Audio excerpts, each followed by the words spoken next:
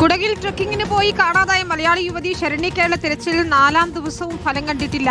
തടിയന്തമോൾ കൊടുമുടിയിലും വനമേഖലയിലും പോലീസും വനം വകുപ്പിന്റെയും സംഘങ്ങൾ വ്യാപക പരിശോധന നടത്തിയെങ്കിലും യുവതിയെ കണ്ടെത്താൻ ഇതുവരെ കഴിഞ്ഞിട്ടില്ല. ശരണ്യയെ കണ്ടെത്താൻ ഇടപെടണമെന്നാവശ്യപ്പെട്ട് മുഖ്യമന്ത്രി പിണറായി വിജയൻ കർണാടക മുഖ്യമന്ത്രിക്ക് കത്തയച്ചിട്ടുണ്ട്. അഭിജിത്ത് മുഴക്കുന്നാണ് ചേരുന്നത്. അഭിജിത്ത്, നിലവിലെ ഒരു സാഹചര്യം എന്താണ്? തെർമൽ സ്കാനർ ഉൾപ്പെടെ ഉപയോഗിച്ച് പരിശോധന നടത്തുന്നുണ്ടായിരുന്നു. പക്ഷേ കൊടും വനമാണ്, വഴിതെറ്റിപ്പോയി എന്നതാണ് നിലവിൽ മനസ്സിലാക്കാൻ സാധിക്കുന്നത് വനം വകുപ്പ് ഉദ്യോഗസ്ഥർക്ക്.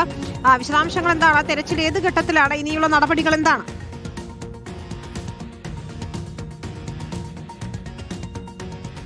വിനീത, തെരച്ചിൽ ഇപ്പോഴും പുരോഗമിക്കുന്നു എന്നുള്ളതാണ് നമ്മൾ മനസ്സിലാക്കുന്ന കാര്യം. ഇവിടേക്ക് ഇപ്പോൾ ഫോറസ്റ്റും പോലീസും ഒക്കെ എത്തിയിട്ടുണ്ട്. കൂടാതെ ഇവിടെ പ്രാദേശികമായുള്ള ആളുകളുടെ സഹായം കൂടി തേടിയാണ് തെരച്ചിൽ പുരോഗമിക്കുന്നത്. ഞാനിപ്പോൾ ഉള്ളത് ഈ തടിയന്തമോൾ കൊടുമുടിയുടെ സമീപത്താണ്, ആ ട്രക്കിംഗ് പോയിന്റിന് സമീപത്താണ്. ദൃശ്യങ്ങളിലേക്ക് പോയാൽ നമുക്ക് കാണാൻ കഴിയുമെന്ന് പ്രതീക്ഷിക്കുകയാണ്. അവിടെ ഈ ദൃശ്യങ്ങളിൽ കാണുന്ന ഭാഗത്തേക്കാണ് ശരണ്യ അന്ന് ഈ കഴിഞ്ഞ വ്യാഴാഴ്ച ട്രക്കിങ്ങിനായി പോകുന്നത്. അവിടെ ആളുകൾ 10ഓളം പേർ ഒപ്പം ഉണ്ടായിരുന്നു. അതിനിടയിൽ ശരണ്യ കൂട്ടം തെറ്റി എന്നുള്ളതാണ് ഇപ്പോൾ നമുക്ക് ലഭ്യമായിട്ടുള്ള വിവരം. അതിൽ പിന്നെ ഇങ്ങോട്ട് വലിയ തിരച്ചിൽ പുരോഗമിച്ചുകൊണ്ടിരിക്കുന്നുണ്ട്. പക്ഷേ നിലവിൽ യാതൊരു വിധത്തിലുള്ള ഒരു സൂചനയും ലഭിച്ചിട്ടില്ല. പക്ഷേ ഏതായാലും തിരച്ചിൽ ഊർജിതമായി തന്നെ പുരോഗമിക്കുന്നുണ്ട്. നമുക്കൊപ്പം ഇപ്പോൾ ശരണ്യയുടെ സഹോദരൻ കൂടി ചേരുന്നുണ്ട്, ശ്യാം. കഴിഞ്ഞ വ്യാഴാഴ്ചയായിരുന്നല്ലേ പോയത്? എന്താ ഇവിടത്തേക്ക് വരുന്നതെന്ന് തന്നെയാണോ നമ്മൾ വീട്ടിലൊക്കെ അറിയിച്ചിരുന്നു? വീട്ടിലറിയിച്ചില്ല, ഫ്രണ്ട്സിൻ്റെ അടുത്ത് പറഞ്ഞില്ലായിരുന്നു, വീട്ടിൽ പറഞ്ഞില്ല. എന്താ നമ്മൾ മനസ്സിലാക്കുന്നത്? ഈ കൂട്ടം തെറ്റിപ്പോയതാകാനുള്ള ഒരു സാധ്യതയാണോ? മീൻസ് ആ ഒരു കോളിൻ്റെ ഒറ്റ ബേസിലാണ് നമ്മൾ പറയുന്നത് കൂട്ടം തെറ്റിപ്പോയെന്ന്. പിന്നെ അവർ കൂടെ പോയവരും പറഞ്ഞു നിങ്ങൾ വിട്ടോ, ഞങ്ങൾ അവൾ വന്നോളാം എന്ന് പറഞ്ഞു. അപ്പോൾ അവർ പോയതാണ്. ഇപ്പോൾ പോലീസും ഫോറസ്റ്റൊക്കെ ഉണ്ട്. അതെ. എന്താ അവർ പറയുന്നത്? അവരുമായിട്ട് സംസാരിച്ചിരുന്നു? എന്താ എങ്ങനെയുള്ള തിരച്ചിലാണ് നടത്തുന്നതെന്ന് അവർ ഒരു മറുപടി നൽകി? അവർ പല പല ടീംസായിട്ട് ഇങ്ങനെ പോകുന്നുണ്ട്. രാവിലെ 6 മണിക്കെന്തോ ഒരു ടീം പോയിട്ടുണ്ടായിരുന്നു. പിന്നെ ഞങ്ങളും കൂടെ കൂടി, ഞാൻ 2 പേരെ കൂട്ടാന്ന് പറഞ്ഞു. ഫോറസ്റ്റ് ഓഫീസറും കൂടെ പോയി 2-3 വ്യൂ പോയിന്റ്സ് ഒക്കെ ചെക്ക് ചെയ്തു. ലോക്കൽസ് വരുന്നുണ്ട്. ലോക്കൽസ് പിന്നെ ഫോറസ്റ്റ് മിക്സ്ഡ് ആയിട്ടുള്ളൊരു ടീമായിട്ടാണ് പോകുന്നത്. റേഞ്ചൊന്നും കിട്ടാത്ത സ്ഥലം കൂടിയാണല്ലോ. റേഞ്ച് ആക്ച്വലി കിട്ടുന്നുണ്ട്, പല സ്ഥലത്തും റേഞ്ച് ഉണ്ട്. റേഞ്ച് കിട്ടുന്നുണ്ട്. പല ഈ പീക്ക്, ഈ ഓരോ പല ബെട്ട പീക്സ് ഉണ്ടാവും, അവിടെയൊക്കെ റേഞ്ച് ഉണ്ട് ആക്ച്വലി. പല സ്ഥലത്തും ഉണ്ട്. അറ്റ്ലീസ്റ്റ് കോൾ കട്ടായാലും കുറച്ച് കഴിയുമ്പോൾ പിന്നെ റേഞ്ച് വരുന്നുണ്ട്. ഇതിലേക്ക് വിളിച്ചു നോക്കുമ്പോൾ കിട്ടുന്നുണ്ട്, പലപ്പോഴും കിട്ടുന്നുണ്ട്. റിങ് ചെയ്യുന്നുണ്ട്, പക്ഷേ എടുക്കും. ഓ, അവളുടെ മൊബൈൽ അല്ല, അത് സ്വിച്ച് ഓഫ് ആണ്. ഇപ്പം സാധാരണ നിലയിൽ ശരണ്യ എങ്ങനെ പോകാറുള്ളതാണോ ട്രക്കിങ്ങിനൊക്കെ? സ്ഥിരമായിട്ട് പോകുന്നതാണ്.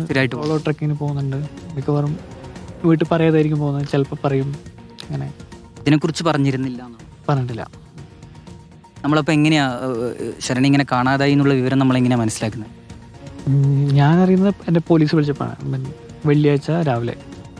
അപ്പോഴാണ് ഞാൻ അറിഞ്ഞത്. പിന്നെ ആ സമയം എനിക്ക് തോന്നുന്നു അവർ വീട്ടിൽ വിളിച്ചിട്ട് എൻ്റെ നമ്പർ കിട്ടി, അങ്ങനെ വിളിച്ചു. അഭിജിത്ത്, ഈ യാത്രക്കിടയിൽ സുഹൃത്തുക്കൾക്ക് ചില സന്ദേശങ്ങളൊക്കെ അയച്ചിരുന്നു എന്നാണ് പറയുന്നത് ശരണ്യ. അത്തരം വിവരങ്ങൾ എന്തെങ്കിലും ശ്യാമിന് ലഭ്യമാണോ?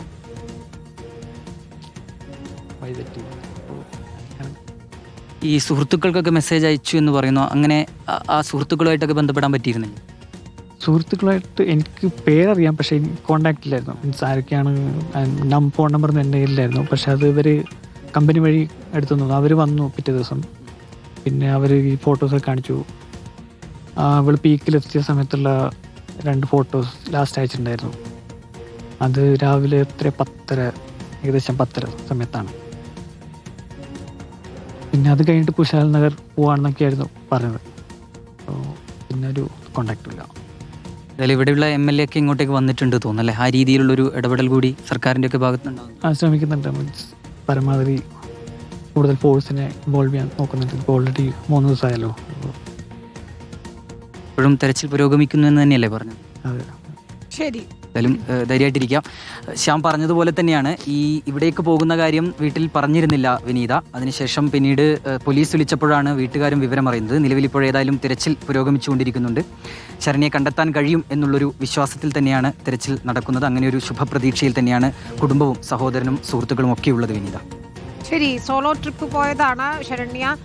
അവിടെ പീക്കിലെത്തിയ ശേഷം സുഹൃത്തുക്കൾക്ക് ചില ഫോട്ടോസൊക്കെ അയച്ചു കൊടുത്തിരുന്നു. അത് പോലീസ് പരിശോധിച്ചിട്ടുണ്ട്. ഏതായാലും കുശാൽ നഗറിലേക്കാണ് പിന്നീട് പോകുന്നതെന്നാണ് പറഞ്ഞത്. അതിനിടയിൽ ഫോൺ സ്വിച്ച് ഓഫ് ആവുകയും ശരണ്യയുമായുള്ള കോൺടാക്ട് നഷ്ടപ്പെടുകയും ചെയ്തു.